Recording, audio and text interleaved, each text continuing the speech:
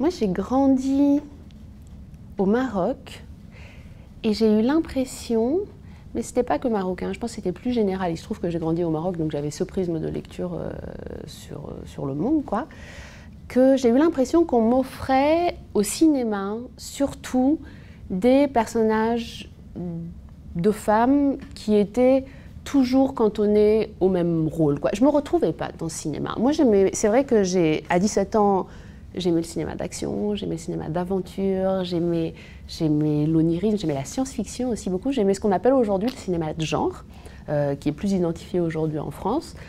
Et j'avais envie de faire quelque part aujourd'hui le film qui m'avait manqué quand j'avais 17 ans. J'avais envie de m'identifier et de proposer d'autres représentations de femmes. C'est Teresa de Laurentis qui disait « représenter le genre, c'est le construire ».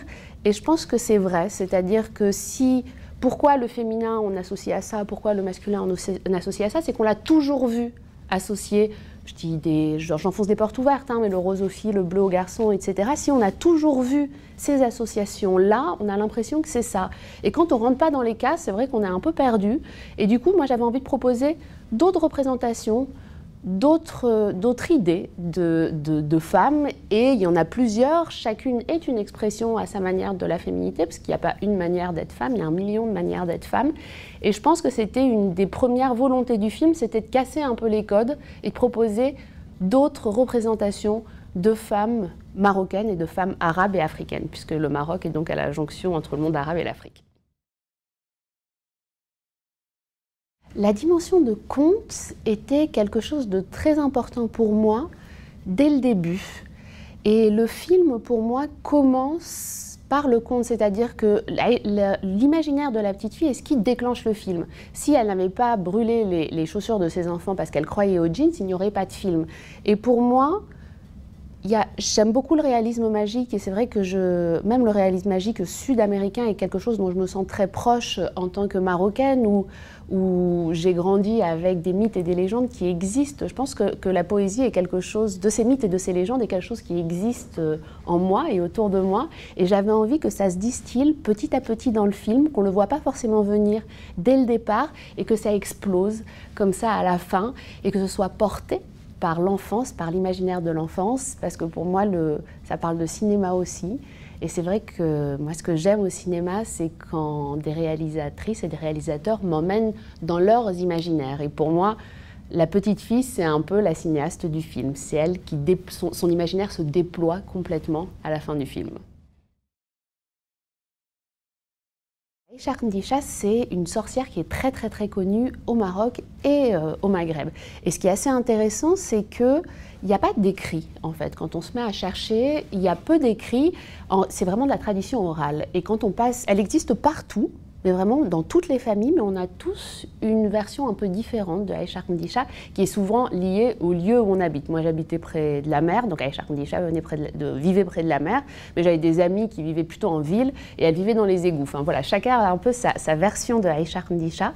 Et l'idée, c'était de faire un peu comme les féministes des années 70 avaient fait de la sorcière une figure de proue de la révolte féministe, du féminisme, de reprendre en fait ce mouvement-là, cet élan-là, et de se réapproprier la figure de Aïcha Mdisha, qui est notre sorcière, la sorcière de notre enfance, pour en faire une figure positive, que la révolte féminine soit quelque chose de positif. Et Aïcha Mdisha devient reine, c'est une des reines du film. Si les filles fuient quelque chose, c'est le patriarcat, ça c'est certain. C'est les carcans dans lesquels elles sont enfermées au début du film. C'est-à-dire que pour moi, au début du film, il manque quelque chose à chacune. Elles sont toutes les trois boiteuses. Et c'est dans les montagnes qu'elles vont finalement se retrouver comme si elles formaient une famille. Il y a une espèce de complémentarité qui se crée, une espèce d'utopie aussi, parce qu'on sait bien que ça ne va pas bien se finir. Et pour moi, la scène de danse, c'est un peu le chant du cygne, c'est-à-dire que les filles savent que ça va mal se finir, il vient de se passer une scène terrible, il vient de se passer quelque chose de terrible dans ce restaurant, et on se dit très bien, on a un dernier moment ensemble à passer, qu'est-ce qu'on fait? Eh bien on danse.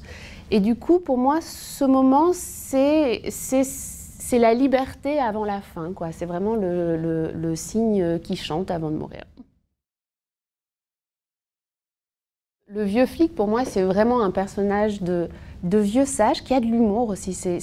Pour moi, il y avait, dans le duo de flics, j'ai beaucoup pensé aux frères Cohen, en fait, en écrivant le duo des deux flics. Il y avait de l'humour, il y a un vieux sage qui n'en a pas l'air parce qu'il est un peu dilettante, un peu râleur, enfin, il fait partie de ces personnages que moi j'aime bien au cinéma, qui, petit à petit, va transmettre. C'est un personnage qui transmet son savoir et qui transmet aussi à une autre flic qu'on n'applique pas la loi bêtement, qu'on réfléchit en appliquant la loi et qu'il faut toujours garder donc, oui, un vrai esprit critique, parce que où est la justice? Comment faire justice? Et c'est vrai que c'est une question qui est très difficile et qui s'étudie vraiment au cas par cas, quoi.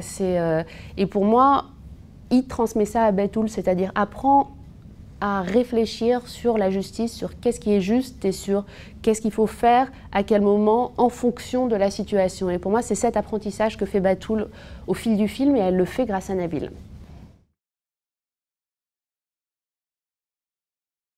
Alors, le personnage de Samir, pour moi, est un des personnages positifs du film, des personnages masculins positifs. Il y a une référence directe, enfin voilà, il y a l'autostoppeur, on va dire, est un peu une figure obligée du road movie. C'était Brad Pitt dans Thelma et Louise, c'est ce qui a lancé la carrière de Brad Pitt. Donc c'était compliqué de faire ce film sans penser à cette figure d'autostoppeur qui est quand même très forte dans la culture populaire. Et avec Samir, l'idée c'était de faire du sexy quelque chose de doux. C'est-à-dire que j'aimais bien l'idée que Brad Pitt dans Thelma et Louise est un voleur. Et j'aimais bien que ce soit vraiment un personnage positif, un personnage gentil. Il y a deux personnages très positifs masculins dans le film, qui sont le personnage du flic, qui est le personnage du sage, qui fait passer son savoir à la fliquette qui apprend, alors que Samir est le personnage de l'amoureux, c'est le personnage du beau gosse qu'on rencontre sur la route, et j'aimais beaucoup qu'il ait quelque chose de tendre. Voilà, j'aimais l'idée de mettre beaucoup de douceur dans ce stéréotype du sexy. Le Maroc est en train de changer. Le Maroc, il y a beaucoup de mouvements féministes qui se déploient au Maroc, enfin qui existent depuis très longtemps. Hein. Moi, ma mère était une grande militante féministe, et c'est vrai que j'ai fait les manifs féministes pour le changement de la Moudawana, la Moudawana étant le code de la famille, qui est encore en train de changer, qui est encore en train de bouger aujourd'hui.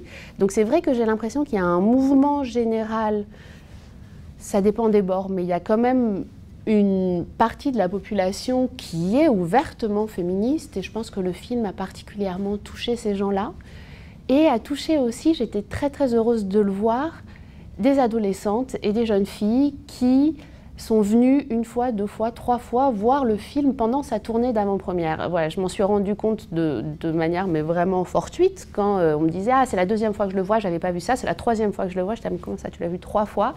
Et c'est comme ça que je me rendais compte que il y a des étudiantes en médecine, en droit, enfin des étudiantes pas du cinéma qui venaient voir le film et revoir le film parce que je crois, enfin c'est mon interprétation, le film propose quelque chose qui est à la fois un film d'aventure, qui n'est pas un film social, parce que c'est vrai qu'on retrouve beaucoup de films sociaux dans les films, on va dire MENA. MENA, c'est région Middle East and North Africa. Et que là, il y a quelque chose d'ouvertement genre, d'ouvertement aventure, et qui propose d'autres représentations des femmes, d'autres possibilités d'être femme, on va dire.